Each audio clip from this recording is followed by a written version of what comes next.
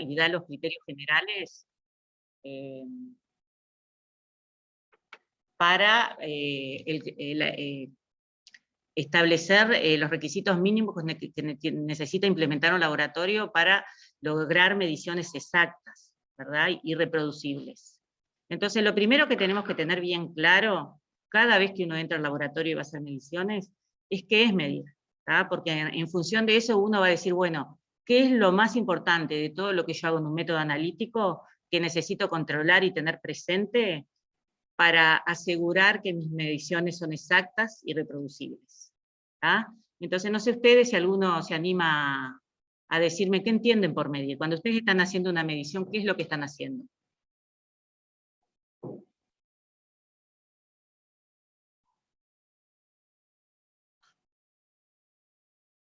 Es sencillo, ¿verdad? ¿Qué es lo que hago? Yo lo que hago cuando hago una medición, tengo un patrón de medición y lo comparo con lo que yo necesito medir. Básicamente medir es comparar. Cada vez que yo hago una medición, estoy comparando lo que necesito medir con patrones de medición establecidos que existen. ¿Tá? Entonces, una cosa que nosotros no podemos nunca perder de vista cada vez que hacemos una medición es eso. ¿Cuáles son nuestros patrones de medición? Si los estamos usando correctamente, si son los adecuados. Después la propia norma nos va a ir dando requisitos y estableciendo cómo conseguir y cómo asegurar que esos patrones son los correctos. ¿Tá? Mediciones que hacemos en los laboratorios hay de muchos tipos: medimos longitud, medimos tiempo, medimos masa, medimos humedad, medimos temperatura, ¿tá? O sea, y cada uno de ellos tiene sus propios patrones de medición establecidos.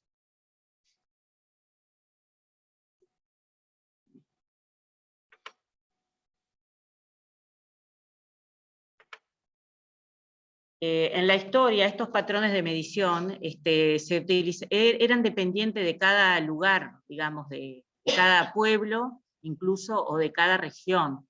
Y se utilizaban, que todavía mantenemos, no en el sistema internacional, pero en otros sistemas de unidades, se siguen manteniendo: el pie, la yarda, la braza. Por ejemplo, en los ambientes marítimos se utilizan todavía, el pie se sigue utilizando en muchos países de habla inglesa, ¿tá? Que eran patrones de medición, obviamente que inexactos, ¿tá? Porque no es lo mismo el pie de todas las personas, pero que servían como una referencia. Y todo esto de la necesidad de medir surgió en base al comercio, ¿verdad? Sobre todo en el comercio, en el intercambio. Entonces, realmente la medición está muy relacionada a la calidad y al comercio de los productos. Es así que se creó a raíz de un acuerdo internacional, ¿verdad? Se crearon patrones o definieron patrones de medición internacionales, ¿verdad? Y ahí es que se creó el Sistema Internacional de Unidades. El Sistema Internacional de Unidades, que son los patrones internacionales, esos que necesitamos para comparar cada vez que medimos, está documentado en el Buró Internacional de Pesas y Medidas, o en las normas ISO. La serie de normas 80.000 define esos patrones nacionales. Muchos de ellos cambiaron en el 2020, ¿tá? Y son los que hacen que todos los países, las regiones y los laboratorios referirse a los mismos patrones, hacen que esas mediciones sean comparables. Y siempre hay como dos patas en el Buró Internacional de Pesas y Medidas, que es el organismo que controla y define todas estas unidades. Siempre se habla de capacidades de medición de los países comparables y del comercio justo, ¿tá? Porque atrás de todo este sistema internacional siempre hay un interés comercial, que fue básicamente por lo cual se creó también, ¿no? Para que el comercio entre los países sea justo en el sentido que todos los laboratorios midan de la misma manera, y de esa manera sean comparables las mediciones independiente del laboratorio en que yo lo haya hecho.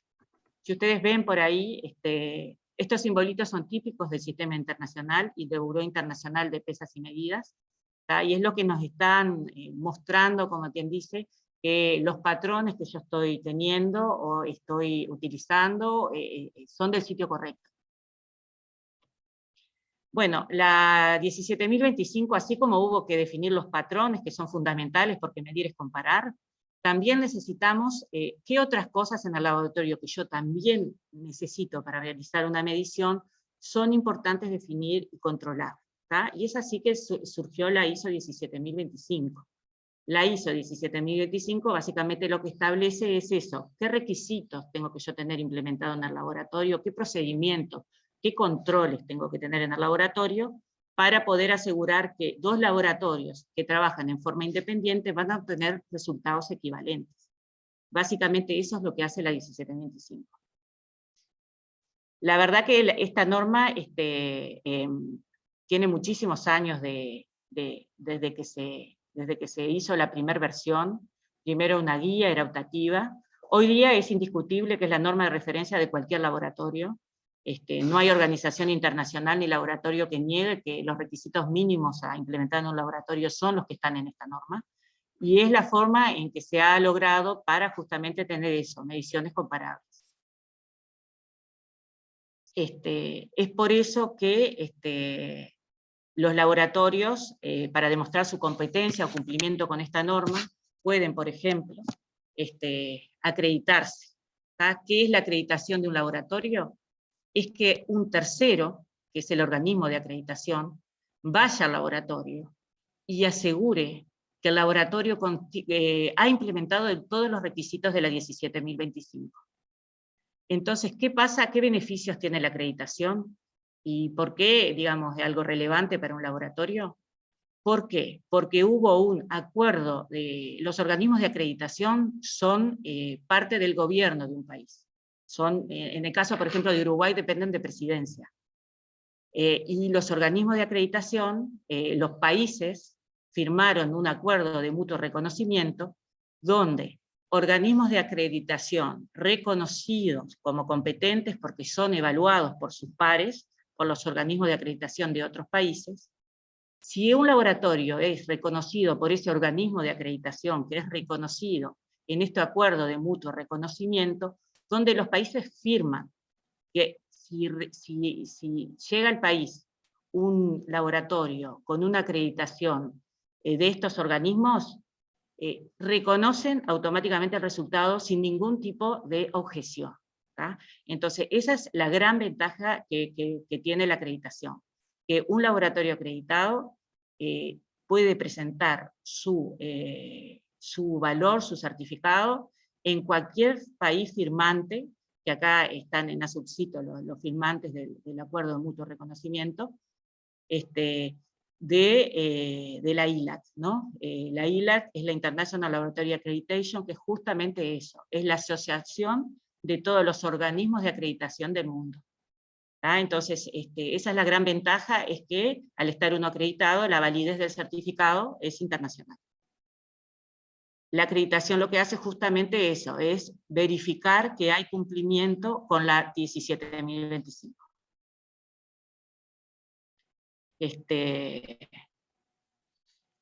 Así como hay un acuerdo de mutuo reconocimiento entre los laboratorios que acreditan la 17.025, lo mismo pasa con los patrones internacionales. Los institutos nacionales de metrología son los organismos de cada país y son designados por los gobiernos para mantener los patrones nacionales. Los patrones nacionales que van a dar valor a todas las referencias del país. Entonces existe un acuerdo de mutuo reconocimiento entre los laboratorios, institutos nacionales de metrología de todo el mundo, de tal manera que los países que firman el acuerdo, que son absolutamente todos los países, van a reconocer en la medida que ese Instituto Nacional de Metrología esté evaluado, porque todos requieren evaluación, van a reconocer los patrones utilizados por ese laboratorio. En el caso de Uruguay, el Instituto Nacional de Metrología está en el LATU, ustedes podrán conocer de repente metrología del LATU. En el caso de Argentina, SINTI, de repente, INMETRO en Brasil. Cada país tiene designado 1 o 2 institutos nacionales de metrología. Y son justamente los responsables de dar trazabilidad al país, de asegurar que se tienen patrones con la incertidumbre y las magnitudes adecuadas para que el país tenga la trazabilidad. Es así que con este sistema, tanto el patrón de referencia como el laboratorio, por su competencia, puede emitir informes que sean reconocidos en todo el mundo. Y es ahí donde nosotros empezamos a entender el tema de la comparabilidad internacional, ¿verdad? El hecho de que no importa el laboratorio que lo haga, los resultados tienen que dar similares, equivalentes. No idénticos, porque todos sabemos que nos repetimos una medición y nunca da exactamente el mismo valor. Pero sí tienen que ser similares, equivalentes, considerando los errores de cada laboratorio. Esto es básicamente cómo los institutos nacionales de metrología demuestran su competencia. Hay rondas interlaboratorios que se llaman Key Comparisons, donde en un primer nivel los institutos nacionales de metrología referentes de las distintas regiones, a ver si tengo, acá tengo por ejemplo la región, Sistema Internacional de Metrología es el nuestro, pero tenemos Euramet, que es el sistema de metrología de Europa, y así tenemos distintos organizaciones regionales de los institutos nacionales de metrología. Bueno, los referentes, que en caso de América normalmente, depende un poco de la magnitud, pero normalmente son el CENAM y el NIST, son los referentes, y Metro muchas veces, depende un poquito de la magnitud, participan en esa ronda, que acá los vemos, los institutos serían como esos circulitos negros, ¿verdad? Donde todas las regiones del mundo, a través de esos institutos de referencia, participan en una intercomparación, en un interlaboratorio, donde un patrón va circulando por todos los países, y se va haciendo una intercomparación, y luego esos mismos institutos participan en la región, por ejemplo en el CIM, tanto CENAM como NIST participa dentro de los países de América que quieran obtener trazabilidad también con esos patrones, y así es como que se va haciendo una comparabilidad internacional, ¿verdad? Este es el mecanismo en el cual la equivalencia se vuelve internacional. Esos mismos institutos nacionales de metrología luego son los responsables de dar trazabilidad dentro del país.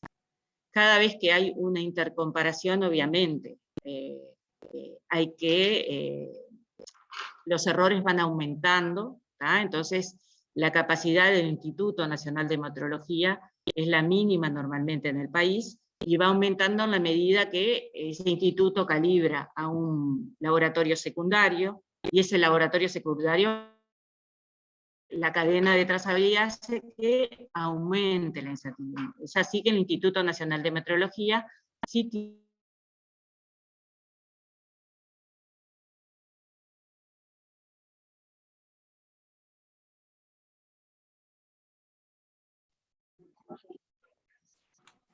listo. Disculpen, pero se había cortado.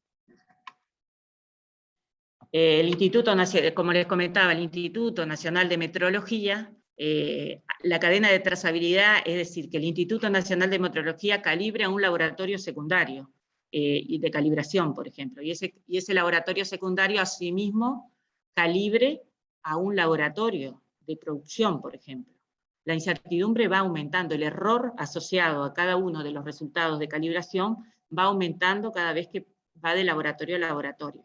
Por eso los institutos nacionales de metrología necesitan definir muy bien cuál es ese error mínimo que necesita el país, para que cuando le llegue al laboratorio de producción, realmente la incertidumbre, el error le sea adecuado a ese laboratorio. El realizar un ensayo es un proceso, ¿verdad? Es un proceso donde entran, por ejemplo, qué cosas entran, qué es lo que entra y qué es lo que sale del proceso de ensayo. No sé si alguien se anima. ¿Qué es lo que entra? Entran variables de entrada y sale algo. ¿Qué obtengo yo de un ensayo? ¿Cuál es mi producto? Siempre entra muestra, entran procedimientos, entran equipos calibrados, ¿verdad? Entra personal entrenado. ¿Y qué es lo que sale de ahí? Y sale un resultado de ensayo, que es fundamental. Normalmente el producto termina siendo un informe de ensayo, ¿verdad? Pero un proceso de ensayo es un proceso. ¿Y qué de todo lo que tenemos en el laboratorio les parece que es lo más importante? ¿Qué es más importante? El personal que hace los ensayos, el equipamiento, el método que estoy utilizando, la muestra, cómo la mantengo, cómo la proceso, cómo la identifico, el patrón que estoy utilizando, el muestreo que hago. ¿Qué es lo que les parece a ustedes que es cuáles son las variables más importantes que yo tengo que controlar cuando estoy en un laboratorio? Y lo que nos dice básicamente la 17025 es que todos son importantes. Depende un poco del tipo de método de ensayo, es que yo voy a tener que justificar la implementación o no con más rigurosidad de todos los requisitos, ¿verdad? Pero yo tengo que pasar por todos estos y ver si afectan o no afectan, qué control, qué documentación tengo que tener, y para asegurar que mi medición es reproducible y exacta. O sea que si yo lo hago 2 días diferentes, en 2 meses o en 2 años diferentes, siempre voy a tener resultados equivalentes. Equivalentes quiere decir 2 resultados que difieran en menos de la suma de los errores de ellos. Bueno, ¿qué establece la 17025? Y establece a grandes rasgos 4 tipos grandes de requisitos. Establece requisitos de estructuras, establece requisitos legales, establece requisitos de gestión del laboratorio, de gestión de la calidad, de los similares a la 9001, y requisitos técnicos, que son los que seguramente ustedes tienen más presentes y realmente sí, son importantes, ¿no? Dentro de los requisitos generales tenemos la necesidad de que el laboratorio actúe de manera confidencial e imparcial. Ahora vamos a ver un poco más en profundidad qué quiere decir eso. De estos requisitos no vamos a profundizar demasiado en muchos de ellos porque sé que tienen capacitaciones posteriores que les van a ir en ese sentido.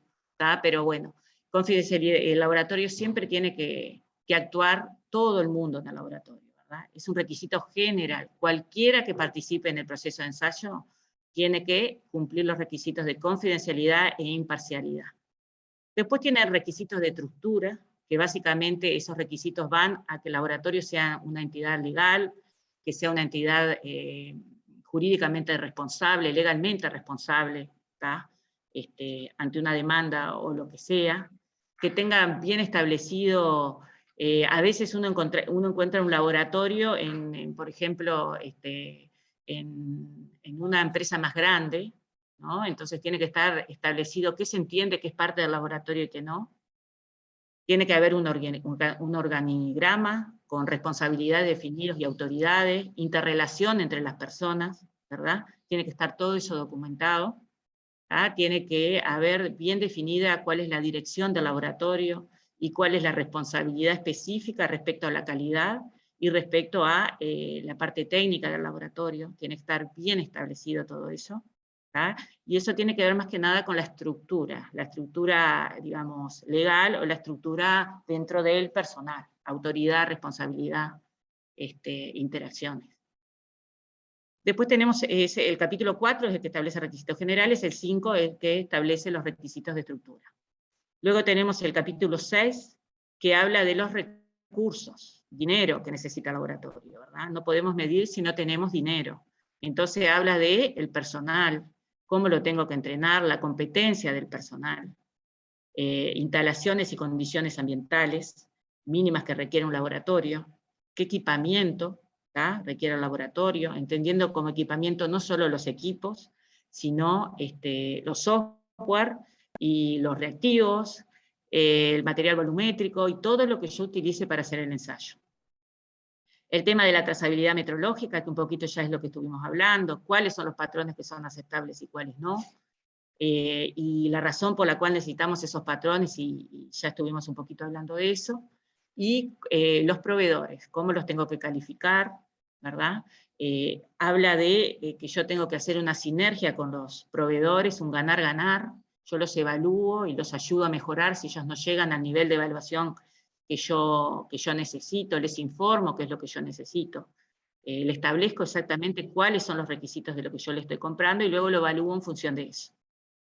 Tenemos el capítulo 7 que habla de los requisitos del proceso. Por eso hablamos que hacer una medición es un proceso, donde ingresa determinados requisitos de entrada, y sale un resultado en formato informe, ¿verdad? Entonces ahí establece básicamente la solicitud del cliente o la necesidad que yo tengo en mi laboratorio, para qué yo estoy midiendo.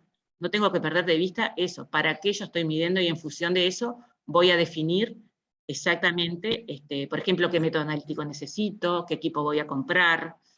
Si yo tengo, por ejemplo, una exportación a un país que tiene, me pide un error muy chiquito de medición, capaz que no puedo usar el mismo método que a un país que requiere un error normal de medición. ¿Tá? Entonces, ahí habla de la solicitud del cliente. El cliente uno lo puede ver como interno o externo, depende del tipo de laboratorio que uno sea. ¿Tá? Así que el cliente no siempre es un cliente físico externo, ¿tá? Sino internamente, por qué yo estoy midiendo, y en base a eso yo voy a entrar a seleccionar las diferentes componentes que están en el laboratorio, para asegurarme que llego a, sobre todo, los errores, ¿tá? Porque medir básicamente es eso. El resultado de una medición es, es un número que, o sea, que es trazable a los patrones internacionales, por lo tanto ese número va a ser comparable internacionalmente, y además tiene un error asociado, ¿verdad? Siempre que medimos me da un valor diferente. Yo los errores siempre los tengo en el laboratorio. Los podré minimizar, jamás eliminar, pero sí los puedo minimizar.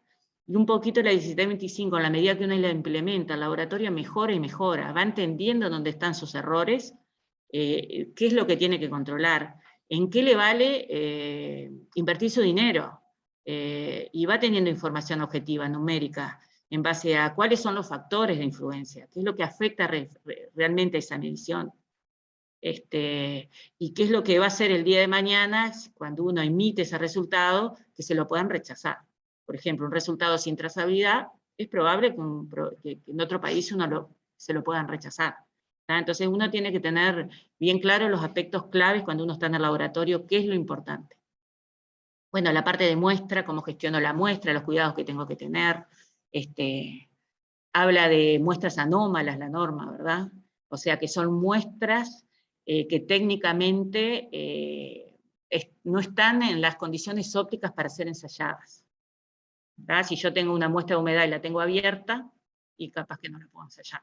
¿Tá? Entonces, esas son las muestras anómalas, y le da una responsabilidad al laboratorio a informar en los casos de que entienda que la muestra es anómala, y que alguna de esas condiciones no satisfechas de condiciones óptimas de ensayo no fueron cumplidas. Habla de incertidumbre. La incertidumbre básicamente de una medición lo que cuantifica son los errores asociados a la medición. Esos errores que son inevitables, minimizables en algún aspecto, no en todos, pero que existen y que los tengo que conocer. Si no, nunca voy a poder saber si dos resultados son iguales o no, porque idénticos no van a ser. Entonces, la diferencia entre ellos debiera ser menor a la de los errores estimados en cada uno de los resultados.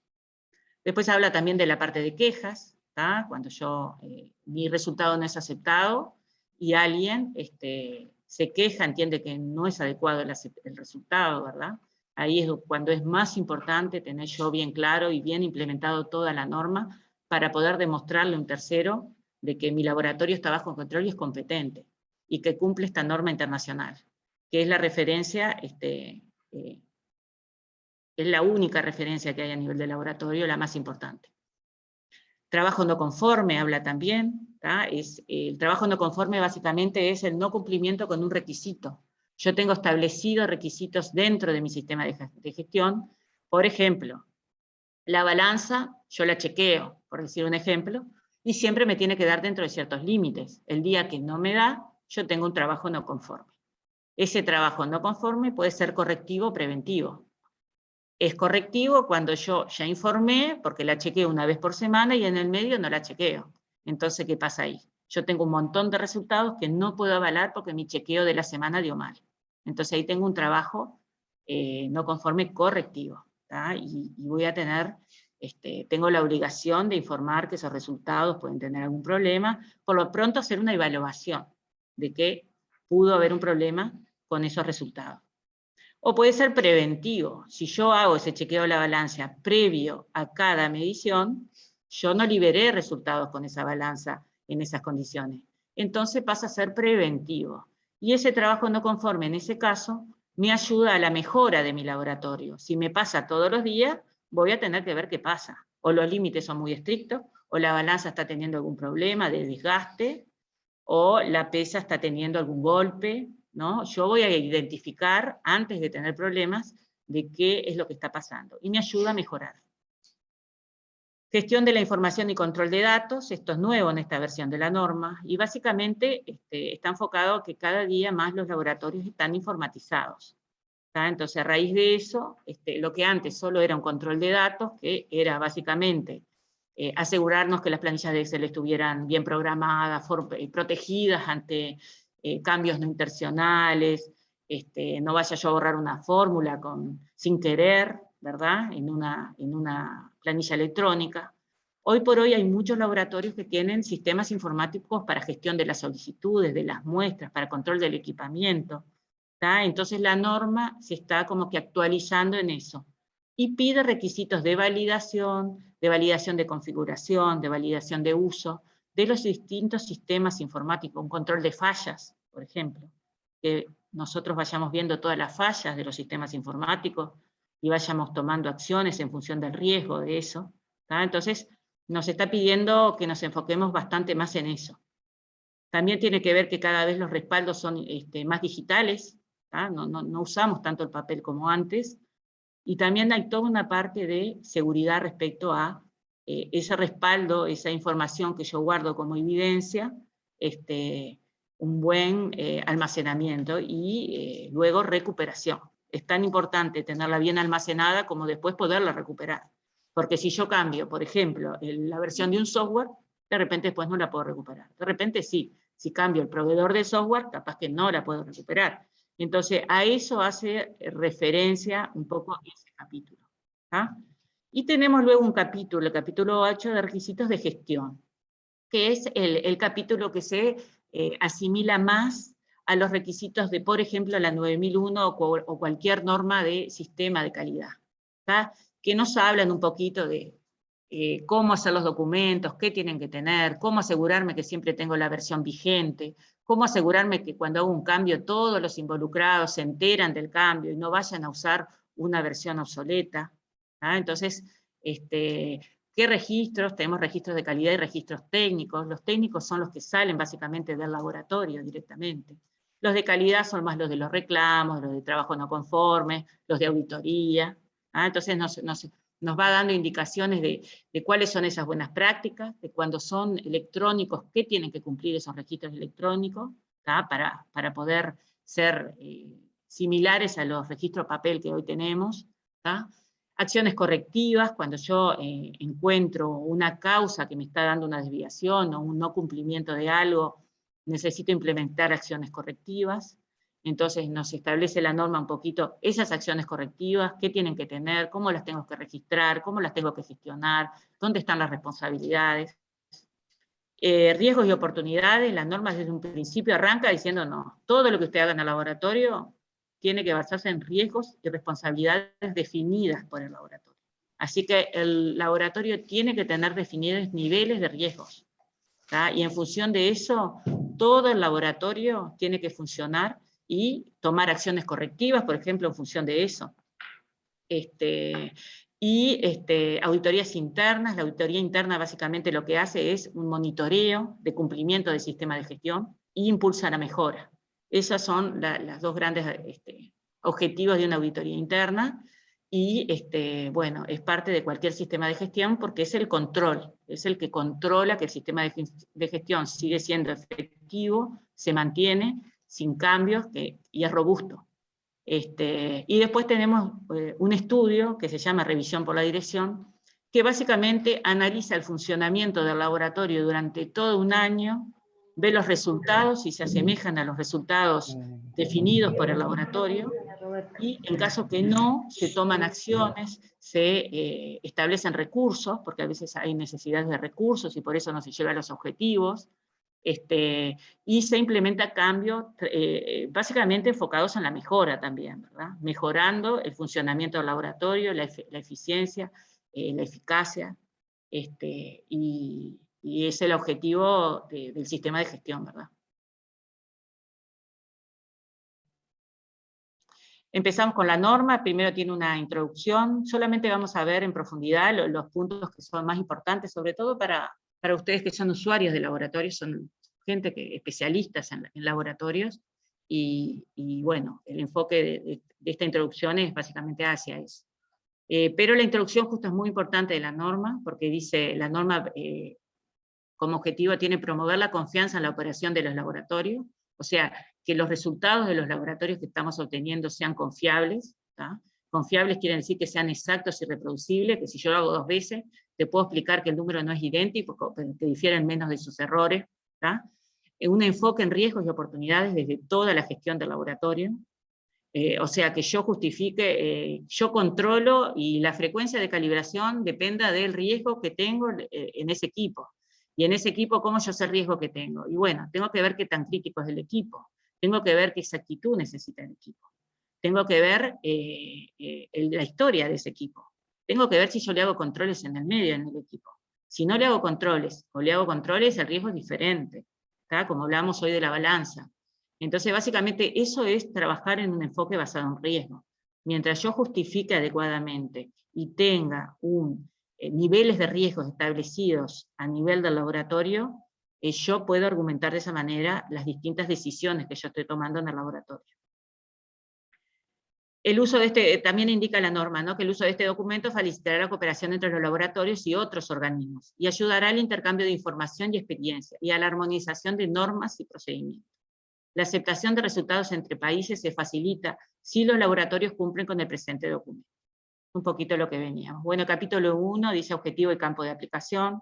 Básicamente esta norma aplica a laboratorios de ensayo, laboratorios de calibración y organismos que hacen muestreo, ¿tá? Y define muestreo como la toma de muestra con una posterior ensayo, ¿tá? Esas básicamente. Las referencias normativas son pocas, básicamente dice que el vocabulario reconocido a implementar en un laboratorio es el vocabulario internacional de metrología, el BIPM que tanto hablamos al principio, ha establecido uno lo puede encontrar gratuito en la página web del BIPM, o lo puede adquirir como norma ISO.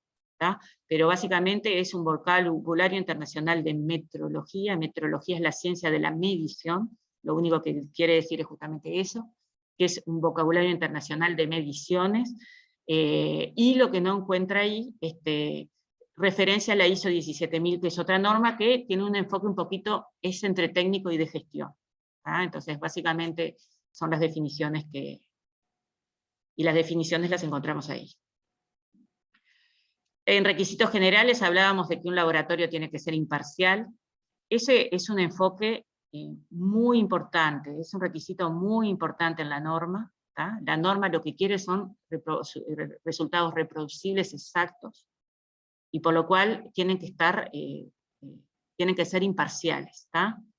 La imparcialidad, ¿qué quiere decir? Presencia de objetividad. Tiene que ser objetivo, no puede estar influenciado por ninguna presión de ningún tipo, ni comercial, ni de autoridad, ni de amiguismo, ni de que yo quiero que dé. Entonces, por ejemplo, dice, se entiende que hay objetividad cuando no existen conflictos de intereses. Yo no tengo interés, en especial que esta muestra determinada tiene que ser objetiva. O cuando se resuelven de manera que no influyen adversamente en las actividades del laboratorio. Otros términos que son útiles para medir el elemento de imparcialidad son ausencia de conflictos, ausencia de sesgo. Sesgo es que yo siempre dé hacia arriba el resultado, porque a mí me favorece, ¿no? O hacia abajo. Ausencia de prejuicio. Yo ya tengo una idea de lo que tiene que dar, conozco esta matriz, conozco este método. Neutralidad, justicia, mentalidad abierta, equidad, indiferencia y equilibrio. ¿tá? Todo eso es imparcialidad. Y esto es un requisito general del laboratorio. Cualquiera de los que participa en el proceso de ensayo, no importa si es del laboratorio, del área administrativa, el de quejas, ¿no? Cualquiera que participe tiene que asegurar la imparcialidad. Y es una de las cosas más importantes que cuando vienen los organismos de acreditación evalúan. ¿tá? Entonces, bueno, también el laboratorio tiene que ser confidencial. La confidencialidad, que es acceso a la información solo por personal autorizado. La norma establece que toda la información dentro de un laboratorio es confidencial. No puede acceder solo el personal autorizado, y ese personal no lo puede transmitir a terceros si no está autorizado, ¿verdad? Entonces, ¿qué requisitos pone específico a la imparcialidad? Dice que actividades del laboratorio se lleven a cabo de una manera imparcial y estructurada.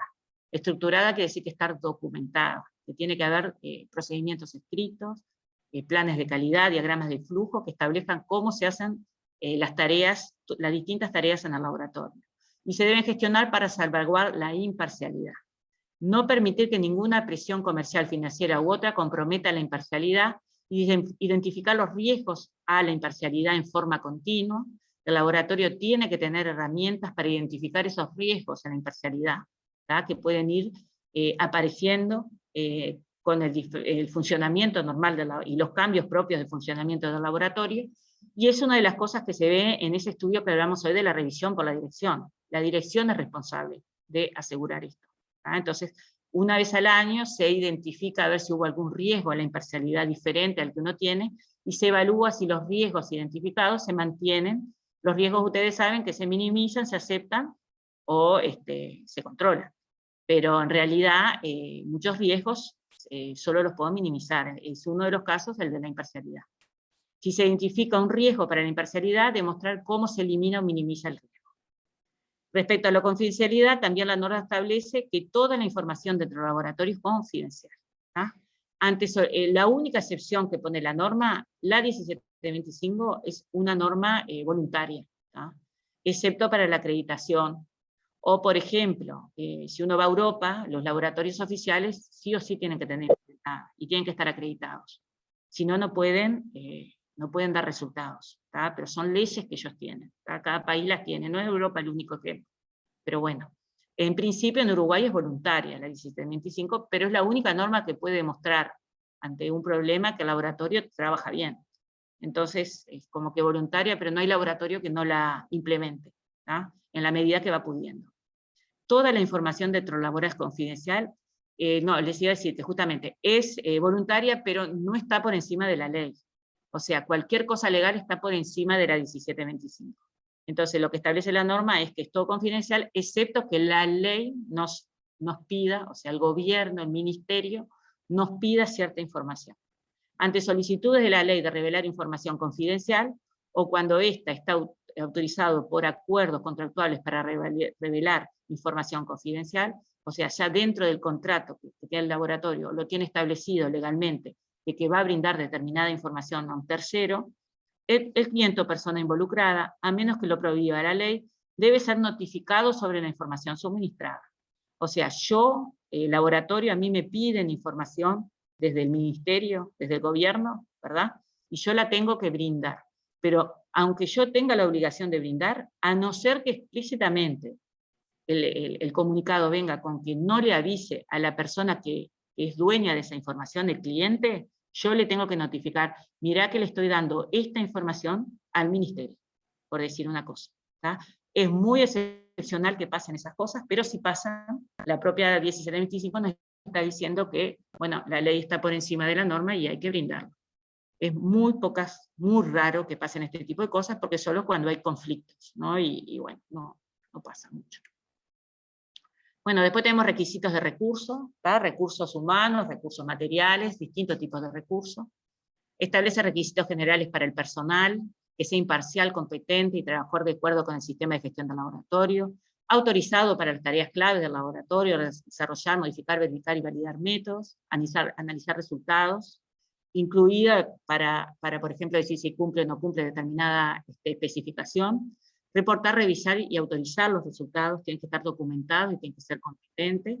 La competencia se demuestra básicamente por conocimientos de formación, habilidades y entrenamiento. Pues yo puedo ser doctor en química y agarro el equipo y no lo sé usar. O lo sé usar, pero no tengo suficiente práctica como para que me den consistentes los resultados. Por eso pide básicamente que haya descripción de puestos, registros de competencia. También tiene recursos respecto a las instalaciones, ¿verdad? Si yo tengo un equipo mal instalado, nunca me va a dar buenos resultados, que sean adecuados para las actividades del laboratorio, no deben afectar precisamente la validez de los resultados. Control de acceso. El control de acceso tiene dos partes. Una parte es, por ejemplo, si yo estoy en micro, que obviamente no me venga alguien contaminado, hacer un ensayo, ¿tá? Pero sin llegar a eso, si yo necesito una temperatura de ensayo, si entra mucha gente, sube la temperatura y ya no lo puedo cumplir. ¿Tá? Y también hay razones técnicas, pero también hay razones de confidencialidad. ¿Tá? También habla específicamente cuando las actividades, las mediciones se hacen fuera del laboratorio, entonces hay controles especiales para los equipos y para el personal que se requieren implementar. ¿Tá? Entonces hay una parte de la norma que habla de eso también. Condiciones ambientales muy parecidas a instalaciones, que las condiciones no me afecten, que no me contaminen, si yo tengo una balanza, que no esté al rayo del sol, que me cambie la temperatura de la balanza, que no haya electromagnetismo, que me pueda cambiar el funcionamiento de la balanza, que la mesa sea sólida, no sé, y que las condiciones ambientales básicamente es de polvo. Si yo estoy, por ejemplo, haciendo mediciones de metales a muy bajo nivel, el polvo me está afectando. ¿Ah? Hay que ir viendo método a método. Pide sobre el equipamiento, ¿verdad? Equipamiento lo define como lo que ya estuvimos hablando, y básicamente lo que pide es la confirmación metrológica del equipamiento. Es decir, la confirmación de que los equipos de medida funcionan correctamente y dan resultados exactos. ¿Exactos respecto a qué? A los patrones que ya dijimos que tienen que ser reconocidos. No sirve cualquier patrón de medición para trabajar, ¿verdad? Entonces yo tengo que asegurarme que esos patrones son reconocidos y me dan valores confiables que van a ser reconocidos el día de mañana ante un problema por un tercero. ¿Ah? Entonces ahí la confirmación, para asegurar que un equipo funciona bien, lo primero que tengo que hacer es instalarlo bien. ¿Ah? Es lo primero que necesito. Muchas veces yo necesito un informe de instalación del proveedor. Después tengo que asegurarme de que da resultados exactos. Básicamente uno calibra los equipos para asegurar que viene un organismo que ya demostró competencia en calibración de equipos y que tiene los patrones trazables, me da un certificado de calibración, pero yo con el certificado de calibración solo no hago nada, ¿tá? Porque el certificado puede decir cualquier cosa. Tiene que venir una persona competente que sepa del tema, que lo pueda demostrar que sabe, analizar ese certificado, ver para qué lo voy a usar, y en función de eso decir si el equipo sirve o no sirve para lo que estoy, la medición que voy a hacer. Obviamente que el equipo también tiene que estar mantenido, ¿tá? Muchos equipos requieren mantenimiento preventivo, ¿tá? Para no esperar a que las piezas se desgasten o mejor funcionamiento del equipo. También correctivo porque se rompen, lógicamente, los equipos. ¿Tá? Y tengo que tener documentación relacionada a esto y registros. ¿Tá? La norma de referencia para la confirmación metrológica de equipos es la 10.012, ¿tá? Que es una norma así como la 17.025 de referencia para cualquier laboratorio, para el control de equipos la 10.012. Bueno, hablamos de los patrones y la trazabilidad metrológica, ¿verdad? Que es importante.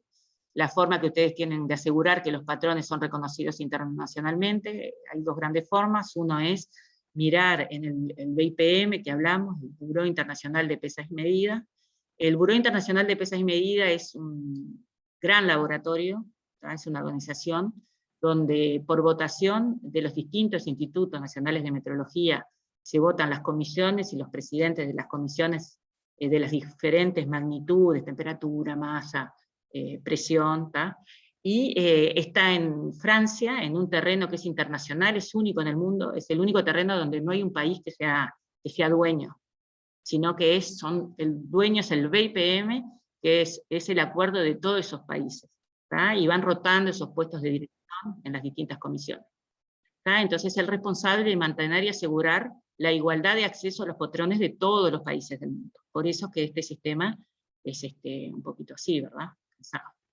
Pero bueno, nosotros nos tenemos que asegurar, oyendo a la página web del BIPM, por ejemplo, las capacidades de medición del LATU como laboratorio de calibración, están en el BIPM, porque al ser Instituto Nacional de Metrología, la menor incertidumbre del país uno la encuentra en el BIPM, y luego tenemos laboratorios de calibración que se acreditan, ¿verdad? Y ahí nosotros tenemos que ir a ver si ese laboratorio que nos viene a hacer la calibración está acreditado en la página web del OUA, nuestro organismo uruguayo de acreditación. Entonces, son las dos formas de nosotros asegurarnos que estos patrones y estas calibraciones que estamos teniendo son aceptadas internacionalmente. Bueno, un poquito la cadena de trazabilidad. Básicamente, bueno, si vamos a, por ejemplo, las pesas, hay métodos, lo que se llaman métodos primarios, para establecer los pesos de referencia a nivel internacional. Después, con esos métodos se van calibrando diferentes pesas cada vez con mayor incertidumbre hasta que llega la pesa que yo tengo en mi balanza, ¿verdad? Que yo, dependiendo del tipo de balanza, es la pesa que voy a necesitar. Si no es lo mismo una pesa, por ejemplo, poner una balanza analítica, donde yo la uso en la última cifra, ¿verdad? A una pesa en una balanza analítica que la uso en la primer decimal, o una balanza de otro tipo que solo tiene un decimal, ¿verdad? Entonces, en función de eso, yo voy viendo dentro de esta cadena de trazabilidad cuáles de las pesas yo estoy necesitando para controlar mi balanza. Habla de los requisitos del método de ensayo, ¿verdad? Si yo tengo una medición y no tengo un procedimiento escrito, no existe. Dos personas la pueden hacer absolutamente diferente. Yo no tengo forma de demostrar que todas las personas hacen exactamente el mismo método, el mismo procedimiento. Dentro de los métodos de ensayo tenemos normas, métodos normalizados, tenemos métodos que yo diseño en el laboratorio, ¿tá? O que desarrollo y modifico yo en el laboratorio, ¿tá? Y ahí tenemos que tener mucho cuidado cuál. La 1725 recomienda los métodos normalizados, porque desde la introducción lo primero que dice, la idea de esta norma, una de las intenciones, uno de los objetivos es tratar de que los laboratorios, usando los mismos métodos, lleguen a las mismas mediciones. Pero tenemos dos grandes tipos de métodos. Tenemos los métodos lo que se llaman empíricos operacionales, por ejemplo la humedad. La humedad son los volátiles en determinadas condiciones. No mide agua directamente. Si yo mido con métodos que miden específicamente agua, no me tiene por qué dar igual a la humedad. Entonces es un método operacional, está definido por las condiciones de operación. Y después tengo otros métodos que son fundamentales. Si yo hago, por ejemplo, una valoración, una titulación, capaz que uso otro procedimiento potenciométrico y llego a la misma conclusión. ¿Va? ¿Por qué? Porque está trazable al mol. Yo mido moles, entonces tengo dentro del área de las mediciones diferentes procedimientos para llegar a ese mismo mol. Y como lo seleccionamos, las que cubran las necesidades para lo que yo tengo, necesidades de lo que yo necesito medir, y no olvidarnos jamás de la parte legal. Tenemos decretos nacionales, tenemos regulaciones Mercosur, tenemos códex a nivel internacional que nos establecen metodologías de referencia. Entonces, siempre hay que utilizar en la medida de lo posible los vigentes, a menos que no sea apropiado. Por ejemplo, tenemos acá un ejemplo de un método analítico que me pasó el departamento de cereales, que puede ser, por ejemplo, la determinación de humedad en soja por método gravimétrico. Acá estamos hablando de un método empírico operacional, que lo que mide son los volátiles en soja, en este caso, ¿verdad? Y bueno, tenemos referencias donde tenemos una norma, o sea, se basa en una norma, sigue la norma tal cual, ¿verdad? La ventaja de tener un método normalizado es que ya hubo. ¿Cómo se normalizan los métodos internacionalmente? Se describe por un organismo internacional, el requisito de que sea internacional, se describe una norma borrador, se manda a laboratorios de referencia, a laboratorios donde el organismo de normalización está seguro de que en realidad el laboratorio es bueno y que si falla el resultado se debe al método, y esa muestra luego se hace un interlaboratorio, a ver si todos los laboratorios de diferentes continentes, con ese procedimiento escrito y sin más ayuda, pudieron llegar al mismo resultado. Y los mismos patrones, ¿verdad? Eso es lo que manda básicamente el organismo de normalización. Y básicamente, si dan los mismos resultados, quiere decir de que la norma está suficientemente bien descrita y que completa, y que cualquier laboratorio que siga esa norma va a tener un resultado equivalente, y si no lo tiene es porque el laboratorio implementa algo más. Siempre tienen todos los métodos analíticos la definición, los equipos y aparatos, y ahí tenemos que ir. Básicamente, preparación y acondicionamiento de la muestra, toma de ensayo, un procedimiento, ¿verdad? Cuando uno ve en un procedimiento un más menos, quiere decir que es una variable de influencia que yo tengo que controlar, que cuando yo agarre, por ejemplo, la estufa acá pide 130 más menos 3 grados, eso quiere decir que yo voy a tener que asegurar que cuando me calibren la estufa, yo pueda siempre asegurar que estoy dentro de 130 más menos 3 grados. Cuando yo veo un más menos en una norma es algo crítico que sí o sí tengo que demostrar a través del certificado de calibración. Expresión de resultados, ya sea desde el cálculo hasta cuántas cifras puedo informar. Porque no todas las cifras que yo obtengo en un resultado analítico son confiables. ¿tá? Hay algunas que tienen un nivel de error tan alto que yo no las puedo informar. ¿tá? Y en eso, básicamente, tenemos el tema de la incertidumbre, que es quien cuantifica los errores. Los métodos, en realidad yo tengo una norma en un laboratorio y solo por seguirla no quiere decir que me vaya a dar bien. ¿tá? Yo tengo que validarla. Y para validarla tengo que hacer lo mismo que hacen los organismos de normalización. Tener una muestra confiable, hacer los ensayos y asegurarme de que me da el resultado que me tiene que dar. Tengo que poder hacer los estudios para ver qué errores tiene mi laboratorio y poder estimarlos y llegar a un número de error, un porcentaje de error adecuado a lo que estoy midiendo, parecido a lo que me oriente la norma que tengo que llegar a tener en mi laboratorio. ¿verdad? Tengo que asegurarme que si yo tengo una norma, por ejemplo, todos los factores de influencia, todos los más menos, todo lo que la norma me dice de que es necesario controlar, lo estoy controlando con la exactitud requerida. Que no vaya a ser que yo tenga una balanza con menos cifras, o yo tengo la balanza con las cifras indicadas, pero que cuando me llega la calibración me dice, mire que las últimas 2 cifras tienen tanto error que no las uso. Entonces, son como que las cosas que yo tengo que hacer. Y validar básicamente es eso. Yo digo, bueno, ¿cómo funciona mi método analítico en mi laboratorio? ¿Qué errores tiene? ¿Qué es lo que me dice la norma o legalmente? ¿Qué error puedo aceptar yo desde lo legal? ¿Qué intervalo tengo que cumplir? Especificación para esto que estoy midiendo, ¿verdad? O mi cliente me dice, no, usted tiene que tener una medición que entre dentro de este error.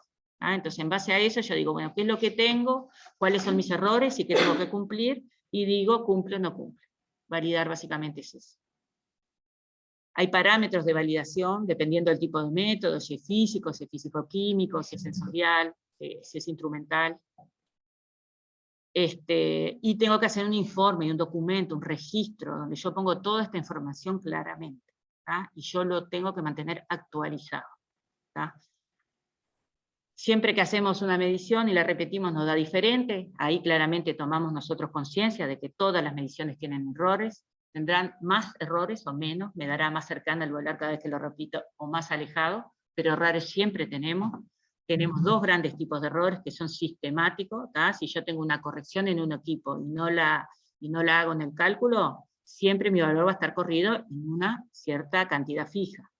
Y después son errores que están influenciados por el ambiente, por el personal que realiza los ensayos, por el propio funcionamiento del equipo, que son aleatorios, que yo los puedo cuantificar, que los podré minimizar, pero que nunca los puedo eliminar. Todos esos errores se cuantifican en lo que se llama incertidumbre de medición. La incertidumbre de medición es una metodología que lo que hace es estima todos los errores que yo tengo en mi laboratorio.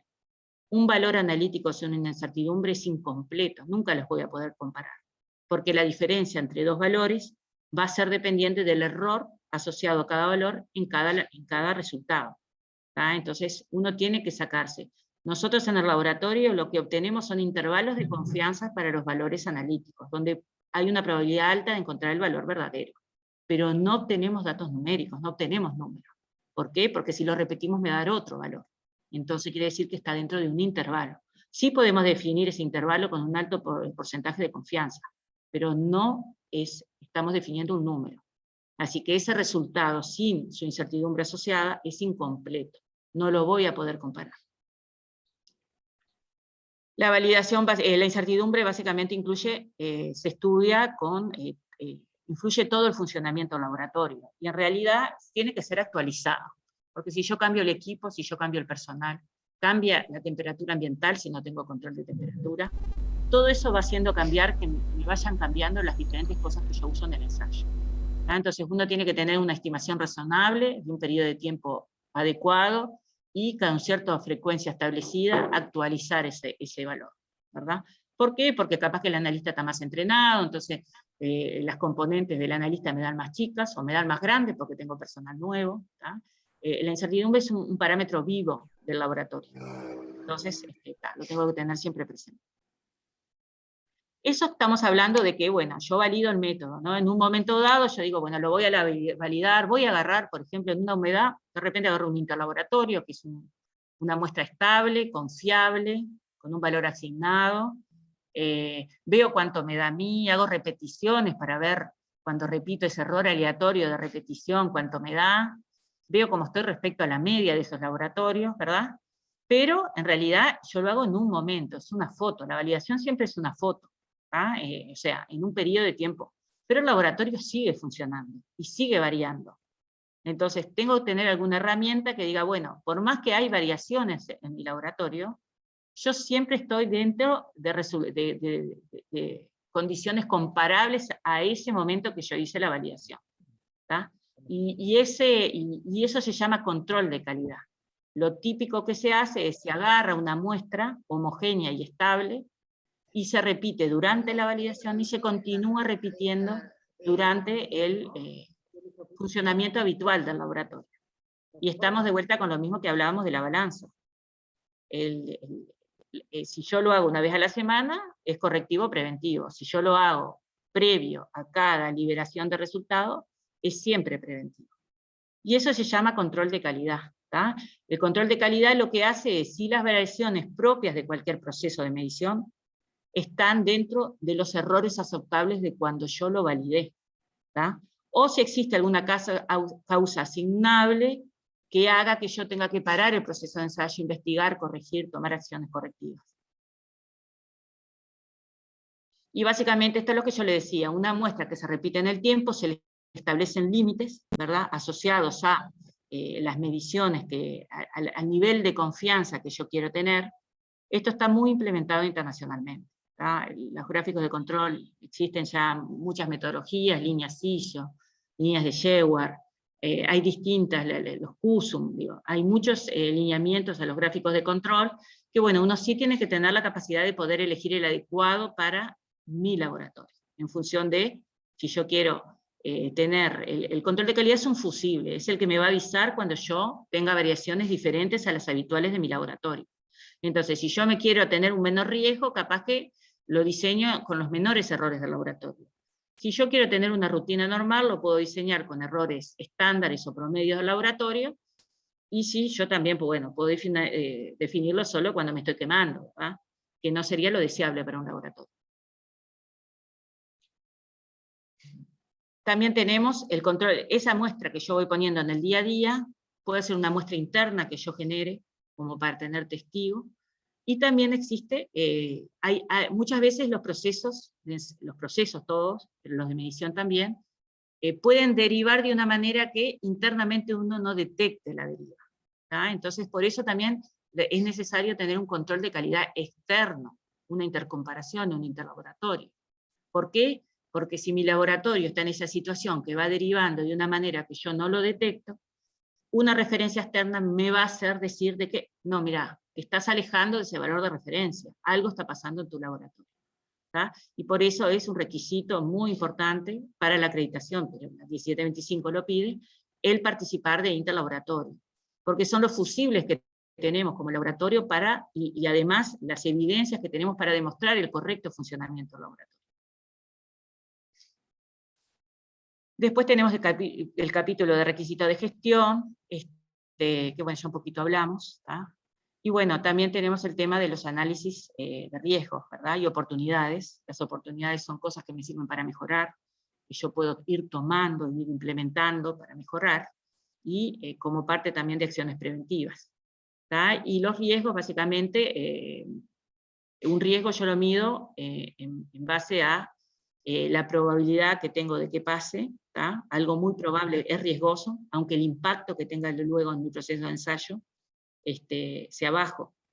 ¿Por qué? Porque me va a hacer demorar, me va a hacer retrabajar, y a largo plazo capaz que me trae un problema que me para el proceso de ensayo. O puede ser algo que no pasa nunca, pero que si pasa es tan importante, el impacto es tan grande, que yo tengo un problema muy importante. Entonces, son las dos formas las dos características de formas de medir el riesgo, más clásicas que hay a nivel internacional. Bueno, uno tiene los niveles de riesgo que hablábamos hoy, básicamente es este cuadrito rojo, amarillo, naranja y verde. Eso es lo que tiene que establecer el laboratorio, y en base a eso actuar, tomar acciones preventivas, correctivas, y las decisiones de rutina en el laboratorio. Cada cuánto yo voy a poner una muestra de control. Y bueno, depende del impacto que tenga este ensayo en lo que yo estoy, en el producto, en la comercialización o en la calidad.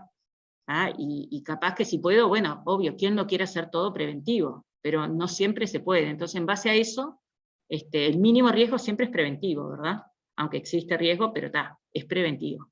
Pero no siempre en todos los casos se puede mantener. Sí es lo que sin duda es recomendable, porque es el mayor esfuerzo que tiene el laboratorio para minimizar los riesgos. Y bueno, muchas gracias por todo. La verdad que fue un introductorio. No sé si alguno quiere hacer alguna pregunta, algún comentario que les parezca. Quedo a las órdenes si después quieren mandar alguna pregunta. Y bueno, tenía una hora, más o menos. Volé al final porque no llegaba la hora. Pero bueno, a ver que veo algo en el chat, capaz que hay alguna pregunta, o quieren abrir el micrófono y hacerla. Buenos días para todos. Laura, que se la presentamos así rápido.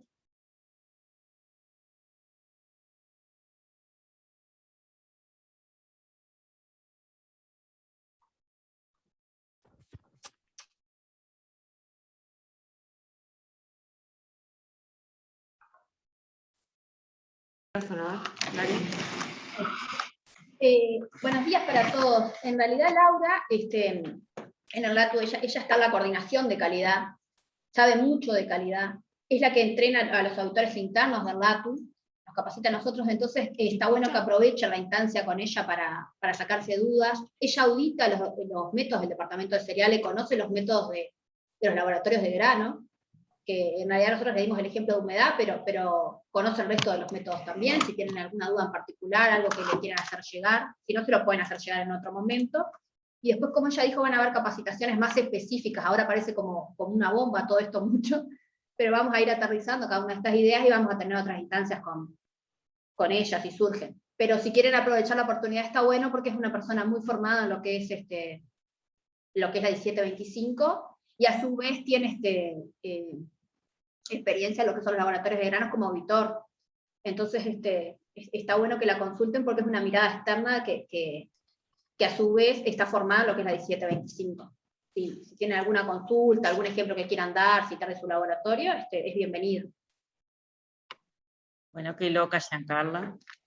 Gracias Giancarla, qué loca. Pero lo que necesiten, o sea, consulten, que no hay problema. Digo, nosotros trabajamos coordinados totalmente con el laboratorio, o sea, normalmente contestamos juntos, así que muchas gracias. Y bueno, muchas gracias, espero que fue muy rápida, fue introductorio. La idea era que solo tuvieran una idea general del funcionamiento de la norma y por qué hace cada cosa, y bueno, luego va a haber especialización, por lo que tengo entendido. Si me permiten también, a los que aún no hayan enviado el nombre y el mail y quieran recibir el certificado, por favor, déjenlo en el chat. Así les hacemos llegar el certificado de asistencia.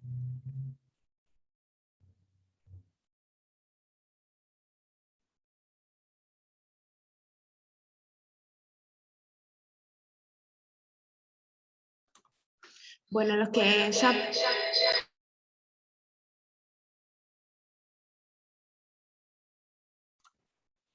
Bueno, los que ya nos dejaron el nombre por el chat, si quieren pueden abandonar la reunión. Nosotros vamos a seguir ahora con la gente que está entrando a última para hacer la devolución a de los resultados en las empresas que realizamos el diagnóstico. Así que si no tienen ninguna pregunta para Laura, ya la podemos ir pidiendo a ella también. Y bueno, cualquier cosa quedamos a las órdenes para recibir cualquier consulta.